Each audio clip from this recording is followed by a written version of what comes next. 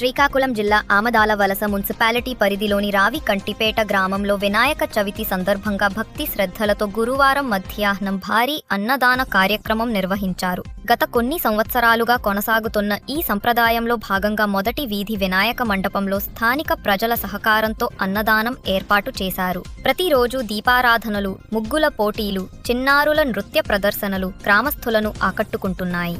ఈ సందర్భంగా కమిటీ సభ్యులు భానుప్రకాష్ మాట్లాడుతూ ప్రజల సహకారంతోనే ఈ కార్యక్రమం కొనసాగిస్తున్నామని తెలిపారు. ఈ రోజు సాయంత్రం వినాయక నిమజ్జన మహోత్సవం జరగనుందని నిర్వాహకులు వెల్లడించారు.